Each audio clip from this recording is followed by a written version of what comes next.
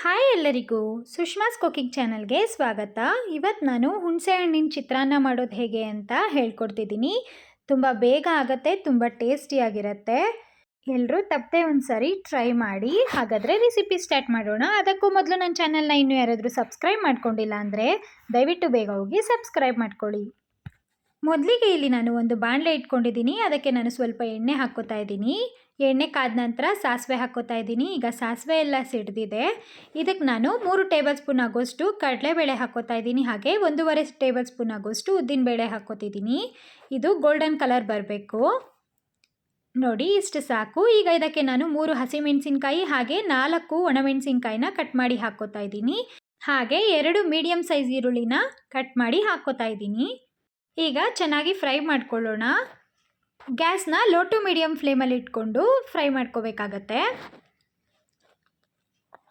ನೋಡಿ, ಈ ರೆಸಿಪಿ ತುಂಬ ಬೇಗನೆ ಆಗಿಬಿಡುತ್ತೆ. ನೋಡಿ, ಈಗ ಒಂದು 5 ನಿಮಿಷಗಳ ಕಾಲ ಫ್ರೈ ಮಾಡ್ಕೊಂಡಿದ್ದೀನಿ. ಈಗ ಇದಕ್ಕೆ ನಾನು ಒಂದು 10ರಿಂದ 12 ಬೆಳ್ಳುಳ್ಳಿ ಎಸಳುಗಳನ್ನು ಹಾಕ್ಕೋತಾ ಇದ್ದೀನಿ. ನೀವು ಬೇಕಾದರೆ ಇದನ್ನು ಜಜ್ಜಿ ಕೂಡ ಹಾಕ್ಕೋಬಹುದು, ಅದು ಕೂಡ ತುಂಬಾ ಟೇಸ್ಟಿಯಾಗಿರುತ್ತೆ. ನಾನಿಲ್ಲಿ ಹಾಗೆ ಹಾಕ್ಕೊಂಡಿದ್ದೀನಿ. ಹಾಗೆ ಈಗ ಇದಕ್ಕೆ ನಾನು ಸ್ವಲ್ಪ ಕರಿಬೇವಿನ ಸೊಪ್ಪನ್ನ ಸೇರಿಸ್ಕೋತಾ ಇದ್ದೀನಿ. ಈಗ ಚೆನ್ನಾಗಿ ಒಂದ್ಸರಿ ಮಿಕ್ಸ್ ಮಾಡ್ಕೊಳ್ಳೋಣ. ಈಗ ಇದಕ್ಕೆ ನಾನು ರುಚಿಗೆ ತಕ್ಕಷ್ಟು ಉಪ್ಪು ಸೇರಿಸ್ಕೋತೀನಿ. ನೋಡಿ, ಈಗ ಚೆನ್ನಾಗಿ ಮಿಕ್ಸ್ ಮಾಡ್ಕೊಳ್ಳೋಣ. ಗ್ಯಾಸ್ನ ಲೋ ಟು ಮೀಡಿಯಮ್ ಫ್ಲೇಮಲ್ಲೇ ಇಡಬೇಕು. ಈಗ ಈರುಳ್ಳಿ ಎಲ್ಲ ಅರ್ಧ ಬೆಂದಿದೆ. ಈಗ ಇದಕ್ಕೆ ನಾನು ಹುಣಸೆಹಣ್ಣು ರಸನ ಸೇರಿಸ್ಕೊತಾ ಇದ್ದೀನಿ. 1/4 ಕಪ್ ಆಗೋಷ್ಟು ಹುಣಸೆಹಣ್ಣು ರಸ ಹಾಕ್ಕೋತಾ ಇದ್ದೀನಿ. ಈಗ ಒಂದ್ಸರಿ ಚೆನ್ನಾಗಿ ಮಿಕ್ಸ್ ಮಾಡ್ಕೊಳ್ಳೋಣ. ಇದು ಹುಣಸೆಹಣ್ಣು ರಸ ಎಲ್ಲ ಚೆನ್ನಾಗಿ ಕುದಿ ಬರುತ್ತೆ, ಎಣ್ಣೆ ಎಲ್ಲ ತೇಳ್ಕೊಂಡು ಬರಬೇಕು. ಅಲ್ಲಿವರೆಗೂ ಚೆನ್ನಾಗಿ ಫ್ರೈ ಮಾಡ್ಕೋಬೇಕಾಗತ್ತೆ. ನೋಡಿ, ಈ ರೀತಿ ಕುದೀದು ಬರುತ್ತೆ, ಎಣ್ಣೆ ಎಲ್ಲ ತೇಲ್ಕೊಂಡು ಬರುತ್ತೆ, ಹುಣಸೆಹಣ್ಣು ರಸ ಎಲ್ಲ ಗಟ್ಟಿ ಆಗ್ತಾ ಬರುತ್ತೆ.